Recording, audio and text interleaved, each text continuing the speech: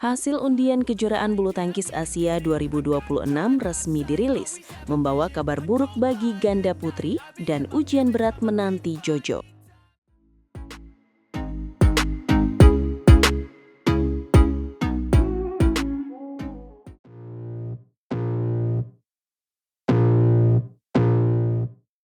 Halo Sobat Olahraga, selamat datang kembali di pembahasan terdalam seputar dunia tepok bulu. Hari ini kita punya topik yang super panas dan wajib banget dibahas sampai tuntas. Hasil undian untuk ajang bergengsi kejuaraan bulu tangkis Asia tahun 2026 yang akan digelar di Ningbo akhirnya resmi dirilis kemarin. Dan jujur saja, melihat bagan undiannya, ini benar-benar memberikan kita peta persaingan yang sangat rumit dan penuh teka-teki. Ada beberapa wakil kita yang sepertinya mendapatkan jalan mulus, tapi banyak yang langsung dihadapkan dengan rintangan raksasa. Benar sekali. Kalau kita membedah hasil undian ini secara mendetail, rasanya campur aduk. Ada rasa optimis, tapi ada kekhawatiran wajar mengingat turnamen ini mempertemukan para elit benua Asia. Ini bukan turnamen sembarangan, tekanannya berbeda. Mari kita langsung bedah peta kekuatan lawan wakil Indonesia di Ningbo besok. Kita mulai dari sektor tunggal putra.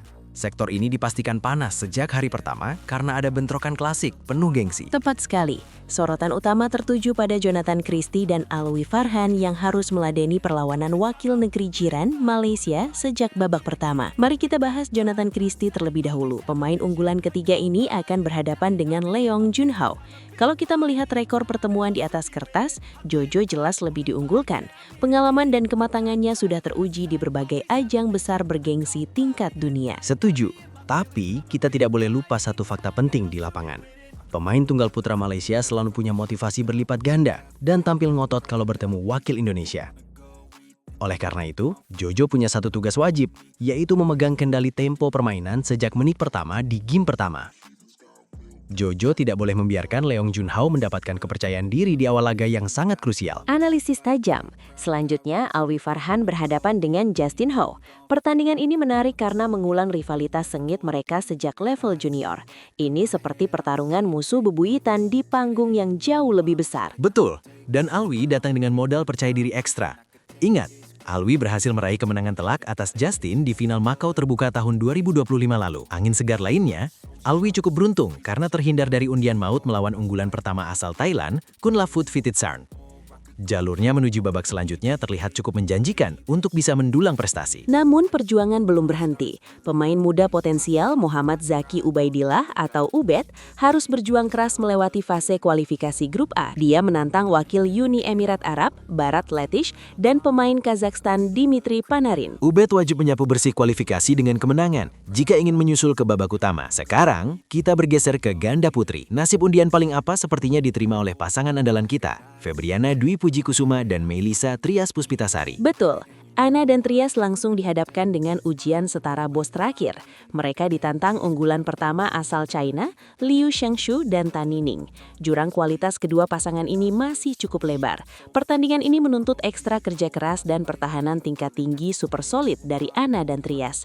Mereka harus siap diajak bermain rally panjang melelahkan tanpa henti. Berkalih ke sektor ganda putra, Indonesia mengirim 4 amunisi dengan nasib campur aduk. Fajar dan Fikri di posisi unggulan kelima, di atas kertas aman melawan pasangan Thailand Paran Yukau Samaang dan Tanadon Punpanich. Peluang mendominasi sangat terbuka. Nasib berbeda dialami debutan kita Raymond Indra dan Nicolaus Joachim.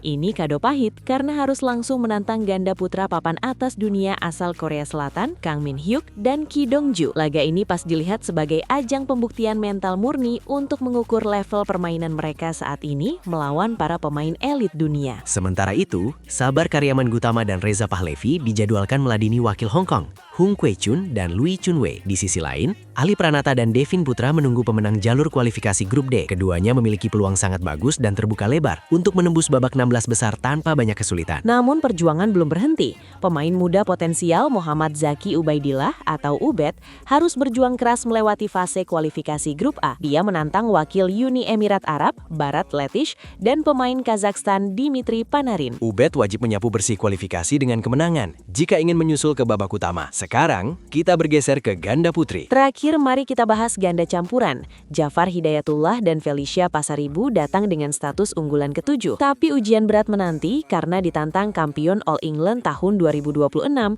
Ye Hongwei dan Nicole Gonzalez Chan dari Taiwan.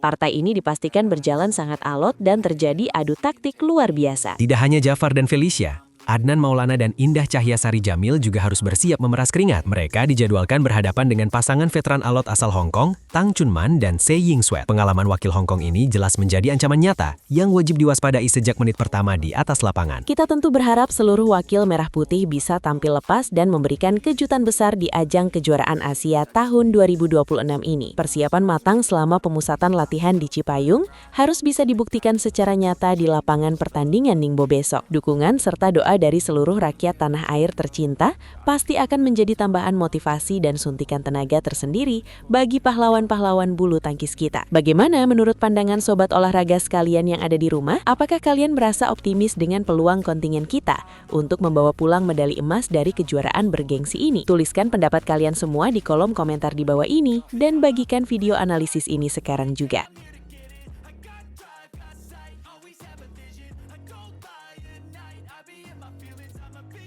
Alwi Farhan pulang tanpa gelar, tetapi 2 kemenangan atas pemain top 10 justru bisa menjadi bekal paling berharga menuju ledakan karir berikutnya.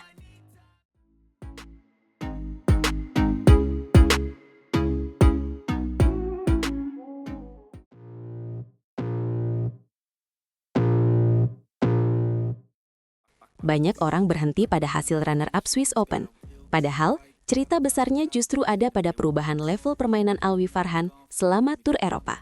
Betul, karena saat publik melihat medali yang lepas di final, PBSI justru melihat sesuatu yang lebih mahal, yaitu tanda bahwa Alwi Farhan mulai siap menantang penghuni elit tunggal putra dunia. Rangkaian tur Eropa Jilid 1 memang tidak memberi gelar untuk Indonesia.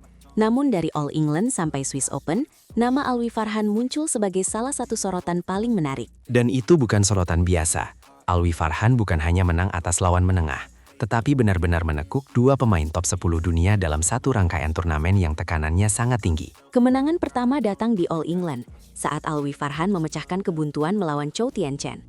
Lawan asal Taiwan itu datang dengan status unggulan dan ranking 6 dunia. Bagi pemain muda Indonesia, menumbangkan nama sebesar Chou Tien-chen di panggung sekelas All England jelas bukan hasil yang bisa dianggap numpang lewat atau sekedar kejutan sesaat. Lalu di Swiss Open, level kejutannya naik lagi. Alwi Farhan menghadapi Li Shifeng, unggulan pertama, pemain ranking 7 dunia, dan salah satu nama paling berbahaya di sektor tunggal putra. Yang membuat kemenangan itu terasa mahal adalah caranya. Alwi Farhan sempat tertinggal jauh, lalu tetap tenang, mengejar pelan-pelan, membalikan tekanan, dan mengunci game dengan keberanian yang luar biasa. Itu sebabnya Indra Wijaya memberi pujian besar. Bagi pelatih, kemenangan seperti itu lebih penting daripada sekedar skor akhir, karena di sana terlihat kualitas otak, emosi, dan keyakinan pemain. Meski begitu, kisah Alwi Farhan di Swiss Open tidak berakhir dengan gelar. Pada partai final, dia harus mengakui keunggulan Yushi Tanaka lewat 2 game langsung yang terasa anti klimaks. Kekalahan itu memang menyakitkan, tetapi justru membuka bagian evaluasi yang paling jujur. Indra Wijaya menyorot masalah recovery yang kurang maksimal setelah jadwal pertandingan yang padat. Di level tertinggi, lawan bukan cuma pemain di seberang net. Lawan sesungguhnya juga ada pada tubuh sendiri, terutama saat stamina turun dan konsentrasi mulai pecah. Jadi bekal berharga Alwi Farhan dari Tur Eropa bukan hanya kemenangan atas pemain top 10. Bekal itu juga berupa pelajaran keras tentang pentingnya pemulihan dan kestabilan fisik. Indra Wijaya juga menegaskan pekerjaan rumah lain, mulai dari pengontrolan emosi di lapangan sampai penguasaan permainan saat menghadapi tipe lawan yang berbeda-beda. Nah, Alwi Farhan sekarang sudah mulai masuk ke wilayah itu. Ia tidak lagi terlihat sebagai pemain muda yang hanya mengandalkan semangat, tetapi sebagai tunggal putra yang mulai membaca ritme lawan. Itulah mengapa 2 kemenangan atas Chou Tien-chen dan Li Shifeng terasa seperti pecah telur yang sangat penting. Ini bukan sekedar menambah daftar kemenangan, melainkan menghancurkan batas psikologis. Selama ini banyak pemain muda butuh waktu lama untuk percaya bahwa mereka bisa menaklukkan nama besar. Alwi Farhan kini punya bukti nyata bahwa ia mampu melakukannya di turnamen elit. Bukti itu akan sangat berharga untuk turnamen berikutnya. Saat kembali bertemu pemain unggulan, Alwi Farhan tidak lagi masuk lapangan dengan rasa agu, karena memorinya sudah menyimpan kemenangan besar. Bahkan pencapaian 8 besar pada debut All England memberi nilai tambah yang tidak kecil. Itu menunjukkan bahwa Alwi Farhan bisa beradaptasi cepat dengan atmosfer salah satu turnamen paling bergengsi. Tentu masih terlalu cepat menyebut Alwi Farhan sebagai calon juara dominan, namun sama kelirunya jika orang menganggap hasil tur Eropa ini biasa saja. Dalam dunia bulu tangkis, situasi seperti ini sering menjadi titik belok. Seorang pemain belum juara, tetapi fondasi karir besarnya mulai terlihat dan lawan mulai waspada. Maka kalimat bekal berharga Alwi Farhan dari tur Eropa terasa sangat tepat. Bekalnya bukan koper medali, melainkan modal mental, pengalaman tempur, dan keberanian menata pemain top tanpa gentar. Dan jika recovery, fisik, emosi, serta penguasaan permainan terus dibenahi, kemenangan atas dua pemain top 10 itu bisa berubah dari kejutan menjadi kebiasaan yang menakutkan. Pada akhirnya, runner-up Swiss Open memang tidak seindah gelar juara. Tetapi bagi perjalanan Alwi Farhan, mungkin inilah fase paling penting untuk membangun masa depan. Sebab kadang seorang pemain tidak tumbuh dari hari saat ia mengangkat trofi, melainkan dari momen ketika ia sadar bahwa dirinya bisa menjatuhkan raksasa. Dan Alwi Farhan sekarang sudah memiliki 2 bukti besar untuk itu. Pertanyaannya tinggal satu, seberapa cepat ia mengubah bekal berharga ini menjadi prestasi yang benar-benar meledak?